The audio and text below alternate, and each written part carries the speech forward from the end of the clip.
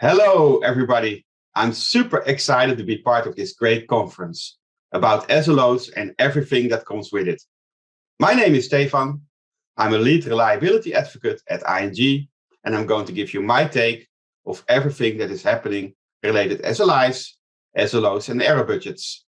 I specifically say my take since ING is a huge international company having 53 million customers over 40 countries with 56,000 employees.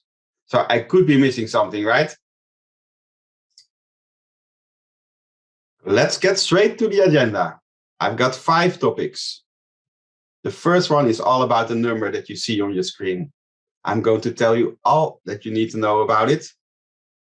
Then I'm going to explain you how did I get inspired and where did it start for me. I'm going to tell you also why we are doing this.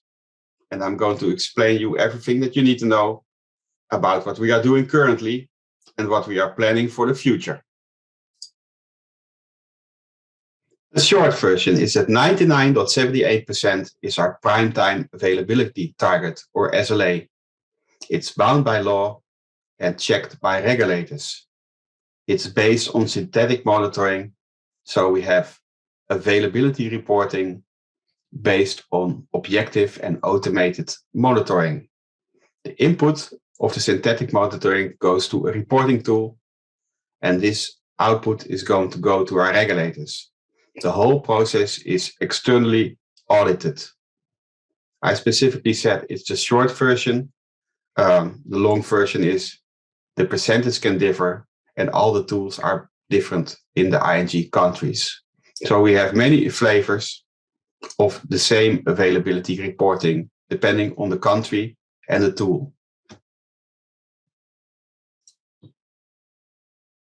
My journey started 2 years ago when I joined the reliability advocates at ING. Soon after, I started teaching the Google SLO workshops to many of my colleagues, not only the hardcore engineers, but also the product owners and the customer journey experts. We were a bit surprised about that, but on hindsight, it makes sense because service level objectives are not only for engineers. We got a lot of traction, and last year, I've been asked to try to implement it globally within ING. Challenge accepted and inspiration started. There are so many reasons why we are doing this. But if I have to highlight 3 of them, I come to the following list.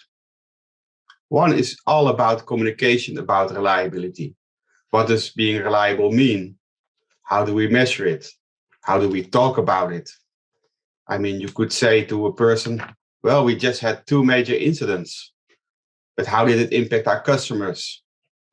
So I think the communication about reliability is one of the main reasons why we do it, to make it quantifiable. The second one is even more important. You do want to understand the customer. And by implementing SLOs, you will really get to know what is important for this customer. Is it availability, which I'm sure it is, but maybe it's also data freshness or correctness, or maybe it's all of those above. By using SLOs, you will really find out what kind of aspects of your system are very important to your typical customer. The last reason is the feedback to the squads. Squads want to know how they make impact, how they can contribute. And because we're having a microservice architecture, squads are mostly responsible for a small part of the use case, but they could impact a larger part of the use case. And they want to understand what their components need to deliver in order to have the use case delivered to our customer as intended. So far, I told you something about availability reporting. I shared my inspiration and how I started, and also why we are doing this in the first place. But let's talk about the current situation. What are we doing at this moment? I'm a firm believer of bottom-up innovation. I think if you have a great engineering culture and great engineers, like ING has, in my opinion, you really need to use them wisely. For me, I believe that if you share a common understanding about the problem, your engineers will find a way on how to solve this. And I think service level objectives are a great example. In the whole organization, you saw already that SREs, site reliability engineers, are already working on service level objective topics. And they did also some experiments. But I did want to take one step back. I thought it would be wise to also share our vision. What kind of issue do we see? How do we want to solve it? And why do SLOs help us with that? So I spread the message and I kept repeating it, but not only the theory, but also shared some new experiments, for example, on slot dev or OpenSLO from my Belgium SRE colleagues, for example. And I think that also inspires people to work on it as well. And you get a lot of feedback on it, which also helps you looking for the right solution.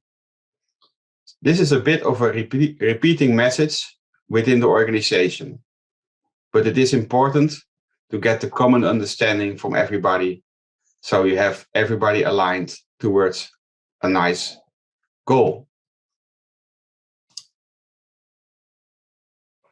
Before I'm telling you all about our future plans, I want to take one sidestep. Maybe you already realized ING is a big company. We have offerings in 40 countries, and we also have a lot of IT systems. There are local systems, but there are also global components. There are a lot of differences in IT. For example, at ING Philippines, we created a mobile bank in 9 months. But in the Netherlands, we just decommissioned our mainframe. So there are a lot of differences, but also a lot of similarities, like using global components for local offerings. But it does make it a bit more complex. We're not talking about one ING system with one way of monitoring and one way of running things. There are local differences. So I think having that said, it gives also a bit away of the complexity of having one global offering using SLOs and reliability and error budgets. But for me, I think more about opportunities, and I do see it as a challenge. And I think if you make small steps, you can make big improvements. So looking at the future, I think we're almost done with spreading the gospel. And I think the next step is going to be organizing a hackathon for engineers that are interested in this topic and want to showcase what they can do with it. Once we had the hackathon, we do have some possible solutions, which we can do some proof of concepts locally, or maybe some pilot teams. Once that is figured out, we can have one or multiple solutions that we think that are suitable for a global offering.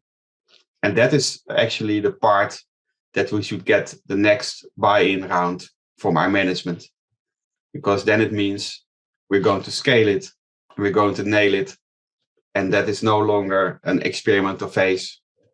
So that also takes something away from our organization. So this year is all about trying to find the right solution. And next year, it's all about scaling it.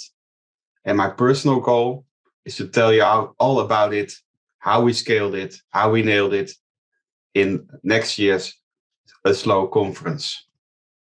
So I believe making small steps, we are able to make big improvements. We are almost at the end of the talk, so I think it makes sense to do a short wrap-up with some key takeaways. I think the most important takeaway is probably that you need to have it bottom up, so driven by the engineers for the engineers. And those engineers will make sure that we also think about our customer. I think planting the seed is all about teaching, inspiring, showing cool experiments, and repeat. The coolest thing about it is you can focus on opportunities and you can collaborate with your colleagues. For me, it's all about nail it, but take small steps for big improvements. This is the end of my talk. Thanks for watching. I really hope you enjoyed it. Before I go, I want to thank my fellow reliability advocates and also my other colleagues for helping me out. I want to end with 2 quotes from colleagues that inspired me, and I think they're very applicable to this conference. Together we learn, and tomorrow we are better than today. Take care and enjoy the rest of the talks.